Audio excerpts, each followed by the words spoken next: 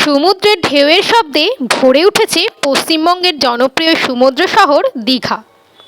ঠিক শহরের এক প্রান্তে গড়ে উঠেছে এক নতুন তীর্থস্থান দীঘার জগন্নাথ মন্দির। অনেকে জানে না এই মন্দির গড়ে ওঠার পেছনে আছে এক রহস্যময় গল্প। হ্যালো বন্ধুরা, অজানা রহস্যে আপনাদের সবাইকে স্বাগত।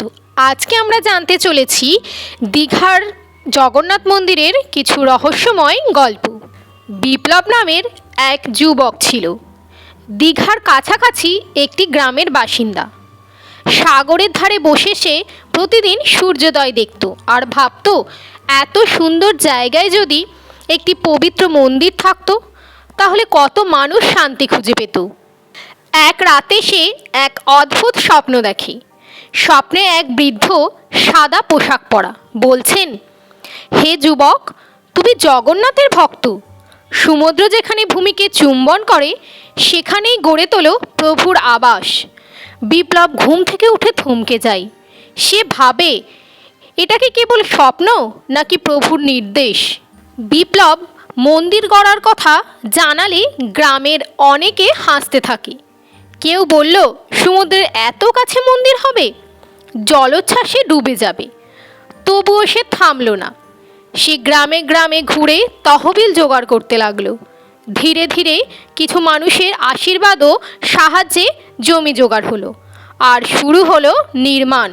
ঠিক তখনই এলো বিপত্তি। একদিন রাতে নির্মাণস্থলে ঘটে গেল অদ্ভুত ঘটনা। এক প্রবল ঝড়ে ভেঙে যায় আধা তৈরি মন্দিরের গম্বুজ।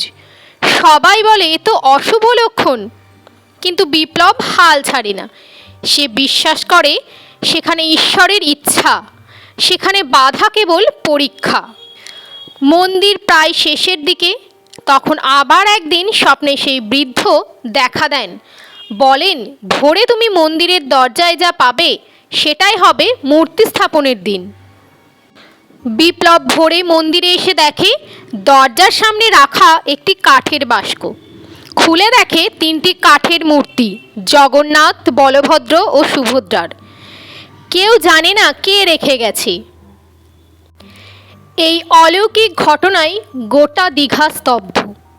তখন থেকে শুরু হয় মহাপ্রস্তুতি। আর এক শুভ দিনে দীঘার জগন্নাথ মন্দিরের উদ্বোধন হয়। আজ সেই মন্দির শুধু একটি স্থাপত্য নয়, হাজারো মানুষের বিশ্বাসের প্রতীক। সমুদ্রের গর্জনের মধ্যেও মন্দিরের ঘণ্টার ধ্বনি শোনা যায়। অনেকেই বলে, এই মন্দিরে যারা প্রার্থনা করেন প্রভু জগন্নাথ তাদের মনোবাঞ্ছা পূরণ করেন। আর কেউ কেউ এখনও বলে, রাতের নির্জনে মাঝে মাঝে এক বৃদ্ধ ঘুরে বেড়ান মন্দির প্রাঙ্গণে, যেন পাহারা দেন নিজ হাতে গড়া আবাসনকে। এই ছিল আজকে দীঘার জগন্নাথ মন্দির গড়ে ওঠার রহস্যময় কাহিনী।